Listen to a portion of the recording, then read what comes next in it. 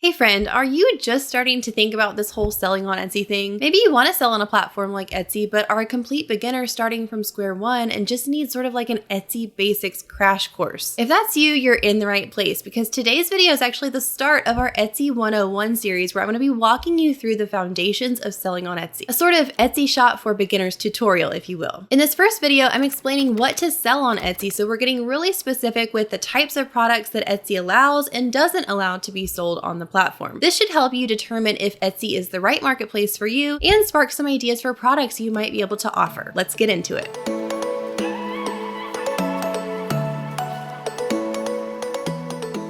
Hey friend, welcome back to the channel. If this is your first time here and this is our first time meeting, I'm Kate. I'm a wife, mom, Etsy seller, and business coach, and I'm here to help you start and scale your online business so that you can make a full-time income doing what you love. Like I mentioned before, today we're talking all things Etsy products, what Etsy allows to be sold on the platform, what's not allowed to be sold, and I hope this will spark some ideas for you if you're looking into becoming an Etsy seller yourself. So I'm excited to dive into all of this, but first I want to let you know about my free Etsy quick start guide. So if you are a complete beginner and you just need a step-by-step guide for where to start, what to think of when you're setting up your shop and deciding on your products, then this is going to be a super helpful resource for you. So it's completely free. You can download it right after you watch this video. Just click on the link below to grab that free guide. So there are a lot of things that set Etsy apart from other marketplaces like Amazon or eBay, and one of those things is that Etsy is very specific about the types of products that you are allowed to sell on the platform as a seller. So to talk about these types of products, I want you to think about two overarching categories to begin with. These are physical and digital. So Etsy does allow selling of both physical and digital products within their specific allowed subcategories. So let's talk about physical products first. Within the broad category of physical products, there are four main subcategories that are allowed on Etsy. These are handmade, vintage, print on demand, and craft supplies. So let's talk through what each of these mean. So for handmade products, what Etsy considers to be handmade means that you as the seller have to either fall into the role of maker or designer of these products. If you're the maker, that means that you're actually hand making these items yourself and you're the one that's actually creating them. And if you're the designer, that means that you're not necessarily making and manufacturing the items, but you're designing them yourself with your own original designs. If you're considered the designer role, this means you'd most likely be partnering with a manufacturing partner, which Etsy does allow as long as they fall within what Etsy allows for production partners. You can find out what the policy on this is on Etsy's website, but you do have to disclose in your shop if you're working with a production partner. You need to disclose this in both the listing itself for the product and your about section. But either way, if you're considered the maker or the designer of a product, that is considered a handmade product. Some examples of handmade products might be candles, wood signs, wreaths, ornaments, baby blankets. There are a ton of subcategories here for handmade items. The second physical product category here is vintage. Now, this doesn't just mean like vintage style things. This means actual vintage items that are at least 20 years old or older. A few things to consider here are that there are specific shoppers that come to Etsy just to find unique vintage finds. So if you're a vintage seller, Etsy is definitely an awesome place to find those target customers. But you have to realize also that it's going to be hard to get a best-selling listing because you're not able to resell the same listing over and over again. Every listing is going to be a unique, one-of-a-kind listing. So you're going to be creating unique listings every single time you have a new item for sale. You'll also need to consider the process for sourcing these items and getting them ready for sale. So not only do you have to find these really unique vintage items, but you also have to think about how you might need to clean or repair some of them to get them ready to list. It's a whole different process than hand making your own new item, but it is allowed on Etsy and there definitely is a market for vintage items on Etsy. All right, our third subcategory under the physical products category is print on demand. A lot of sellers love using the print on demand model because you as the seller never actually have to physically handle or manage your inventory. You are the one that's designing, but you're working with a print on demand company as a print on demand provider or a partner to actually manufacture and fulfill and ship the orders for you. So when you become a print on demand seller, you first want to decide what platform you're going to sell on. In our case, today we're talking about Etsy specifically. So let's say you're selling on Etsy, and then you need to decide on which print-on-demand provider works best with what you want to offer. There are a lot of different providers that you can choose from, but the things that you want to look at are their catalog. Are they offering the types of products that you want to list in your Etsy shop? Do they sync with Etsy and integrate organically with the platform? And look at their base price. So you're going to be working with them and they're going to be fulfilling your orders, but you do have to pay the base cost for the product that someone purchases from you. So let's say you have a t-shirt shop that's print on demand. You set your prices for all of your t-shirts at $25 in your Etsy shop. Then when an order comes in, the print on demand provider might have a base cost of $10 for that shirt, meaning that you would pay the $10 to the print on demand provider and you would keep the extra $15. So you want to research what these base prices are and compare the different companies to see which one aligns best with your business. Then you would be the one making the design. So again, let's continue with our t-shirt example. If you're selling shirts, then you would be the one designing, creating the actual images that are going to go on the shirts, and then you would be adding those onto the products inside of the print on demand company's website and listing them on your Etsy shop. So you're making the sales through Etsy, and then if your shop is automatically synced with your print on demand provider, when a sale comes through your Etsy shop, it'll automatically be sent over to that POD company, and the fulfillment and shipment for that order will automatically begin without you ever having to physically manage any inventory. Now, if you are a print on demand seller, you definitely want to have top-notch mock-ups, which are photos that you can use for your listing images. And some of my favorite places to get mock-ups to work with for those print on demand listings would be Placeit.net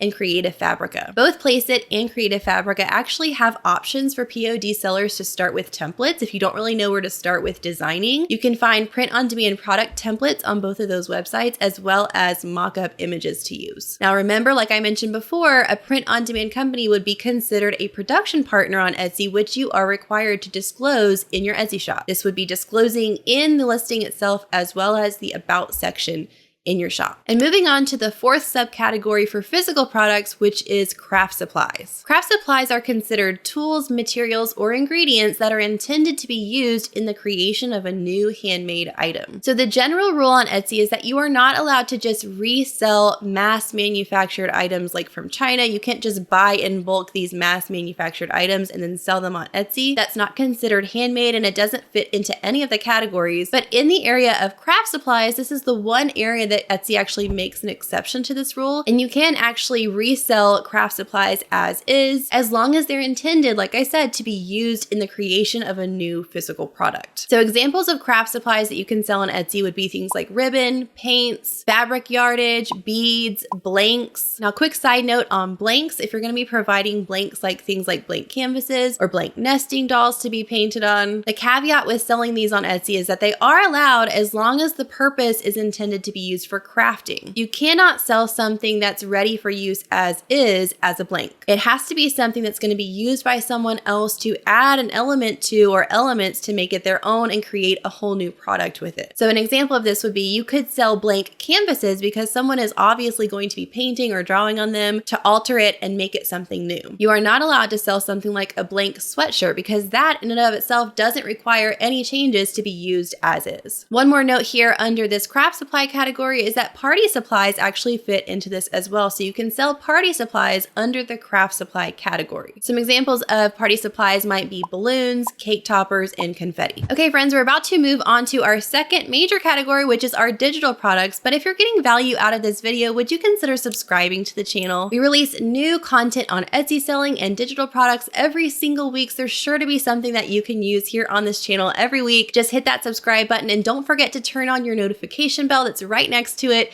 to be notified every time we release a new video. All right, let's move on to our second category here, which is digital products. So if you're not interested in selling physical products on Etsy, you can sell digital products, and there are two main subcategories here, which are instant downloads and made to order files. So first, let's talk about the instant download. If you're selling items as an instant download, this is a file that the buyer purchases and immediately gets access to download it and access it without a wait. This can be an audio, image, or text file, and you can upload up to 5 files per listing. So it could even be a group or a bundle of files. The key here is that these are things that don't need to be customized. They don't need to be edited by you at all. They're ready as is, and you actually upload the files to your listing when you create it so that you literally don't have to do anything after creating and publishing the listing. The buyer would just purchase the listing, and then Etsy sends them an automatic download link with you not having to do anything. The order automatically gets transferred to your completed tab, so you don't even have to go on and mark the order as complete. It automatically gets transferred, and there's no more work on your end. So again, for this category, we're thinking of files that don't have to be edited by you at all after the customer purchases. So some examples of instant download files might be party printables, sewing patterns, or even templates that they might go and edit in a program like Canva. Even if they're editing, you're actually providing the link to the template as is. They get instant access to that template link, and they're the ones that click through and then work with the template. Now, the other subcategory for digital products here is a made to order file. You would use this category if there is something that you're offering that does need to be personalized, customized, or edited by you, the seller, after the customer purchases. So if they purchase something and they're leaving personalization notes for you, if they want it engraved with their name or they want a personalized date, it's something that they're going to purchase and tell you what they want it customized with. And then you as the seller go and create the files. And once you have the finalized files, you upload them to the order, and then Etsy gives them the link to download after you have then created and uploaded the final files. This is obviously not an instant download because it's a whole process. You're getting the order for a more customized listing, and then you're taking whatever time you need within the specified time frame that you put on the listing to actually go and create that for the buyer. Now, this type of listing won't automatically transfer to the completed tab until you've actually gone and finished it by uploading those files. Examples of this type of product could be a personalized party invitation, a custom business logo, or a customized art print. Okay, so we've talked about handmade items, we've talked about digital items. Those are the two main categories that Etsy allows, but I did want to mention a few things specifically that Etsy does not allow. Like I mentioned before, Etsy absolutely does not allow mass manufactured item reselling. So you can't just buy items that have been manufactured overseas and get them in and try to sell them yourself on Etsy without making any kind of change to create it into something else. So an example would be if you were thinking of selling tumblers on Etsy, you could actually sell tumblers, but you need to do something to make them a handmade item, meaning that you're the maker or the designer, right? So you could add personalized names in vinyl on top of the tumbler and then sell them as a handmade item, but you wouldn't just be able to order tumblers from China in mass quantities, get them in, and then sell them as is with no kind of personalization on your end. At that point, you're not considered the maker of the item or the designer of the item. You haven't done anything to make it different than the way you ordered it, so that's the kind of reselling that Etsy does not allow. There's also a whole list of prohibited items that Etsy also doesn't allow, and so if you're caught trying to sell one of those prohibited items, your shop is risking being closed down by Etsy. And I've linked the article in the description box below if you'd like to click through and just check out what all of those prohibited items are. There are things like weapons and hazardous materials, but there's a whole list. I would definitely recommend you click through so you can make sure that you're not even unknowingly offering something that's prohibited by Etsy. And lastly, I get a lot of questions about services. Are services allowed to be sold on Etsy? And the answer is that Etsy generally does not allow services to be sold on the platform, with the exception of services that end up producing a new tangible item that meets the seller policy. So to break that down simply, it means if you're going to offer a service, it has to be something that will be accompanied in the end by a new physical product that's delivered to the buyer. So some examples of these types of services might be custom writing and design, or offering a shop review. For a long time, I offered and sold the service of shop reviews in my Etsy shop, and I was able to do that because along with the actual review itself, I was delivering a final file in the form of a PDF guide and a video file of the review to the buyer. So I was allowed to sell that service because it was accompanied by a final file in the end. So I hope this helps, friends. I hope that breaks it down into really simple, easy to understand terms of what Etsy allows and what they don't. Of course, you can click on the links that I have in the description box below to look and read for yourself exact descriptions of what all these categories are, but it's definitely a great idea going into being an Etsy seller, knowing what you are allowed and not allowed to offer on the platform. Don't forget to click the link below for that quick start Etsy success guide. I think that's going to be invaluable for you as you start your Etsy journey, to just have a checklist of where to begin, what to think about as you're creating your shop and getting things going. And if you're interested in learning more about selling on Etsy, you can click or tap on the square on the screen right now, and that'll lead you over to another one of my Etsy shop for beginners videos. videos. Talk soon, friends.